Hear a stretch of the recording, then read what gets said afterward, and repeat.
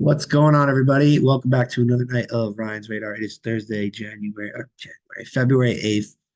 It is the Friday trading day, and we're going to see if there's any setups. So I do apologize. My voice is kind of raspy, so if I like kind of lose my voice and like my throat sore, but I might have to pause it for a sec just to kind of collect myself or drink some tea. So let's get into it. So Euro USD yesterday was pretty interesting, right? Because we were looking at potential increases of price shooting up into these areas to hit that 800 moving average. Is not done that.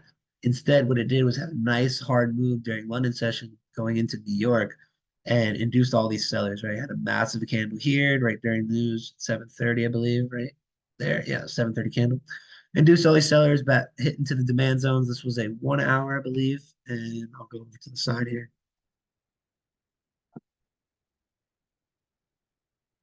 This is a 1 hour right here.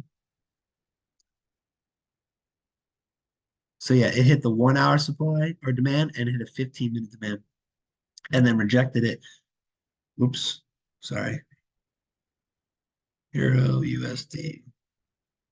And everyone in the elite group caught this buy. Um, I had to buy like literally as soon as it got over here, and I was like, yeah, this is in it's in demand. Nothing means I'm not gonna sell this shit. I'm not gonna sell all the way at the bottom. Look at how far the price is. If I took a sell when price is shooting this far down, I'd have to be an idiot or naive or just brand new at trading because nobody does that. You never sell at lows. You buy at so with that big inducement down. I was like, that's the trap. Let me take the buy. I took it to this supply point right here just to be safe. It retraced for about an hour, 2 hours, and then continued up, which is all good. I just decided to get in and out. I got like 16, 20 pips and at the end of the day. So it was good.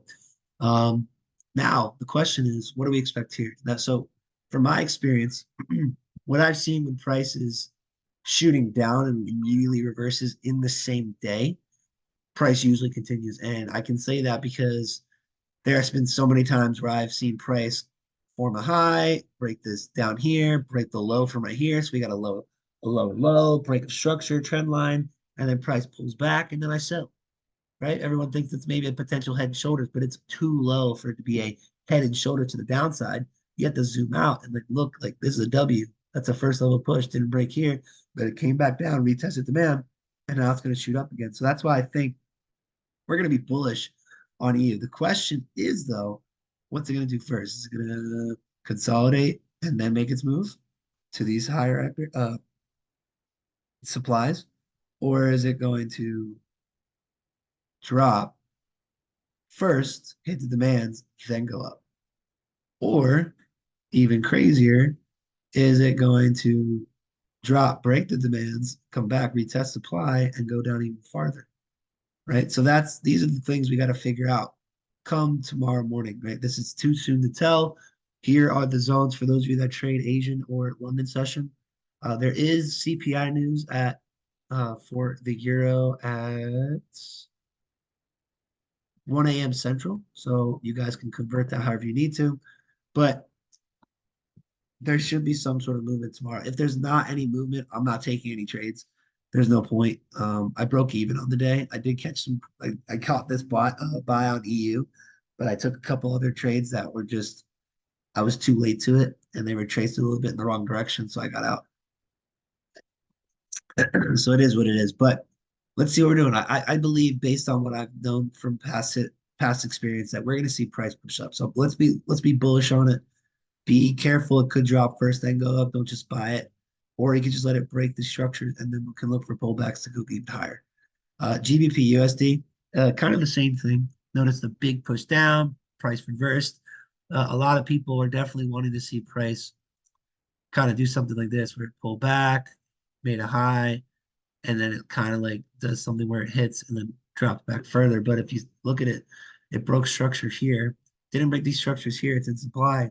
But I do believe we are going to see price continue up just because we're in this part of the range that has been respected multiple times. What is this? Is this a 1 hour? That's a 4 hour. Um, Keep that there. What is all this? Sorry, I'm like looking at this to be like, what the fuck did I just do here? Okay, so I see it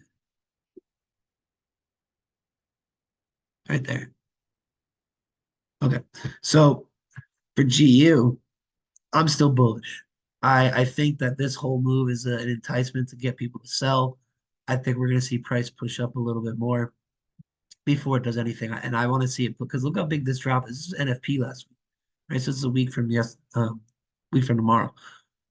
I think price is going to still come up and hit some of these supply points, and that's why I'm bullish. So let's look for bullish moves. We're in supply right now, so there's you shouldn't be taking any buys. I would either wait for price to break, retest, and come back up, or like I said earlier, price to drop, will create demand, and then go back up to supply. So that's it. I mean, really nothing too crazy. But there's no news on the dollar tomorrow. There's news on the Canadian, and that's it.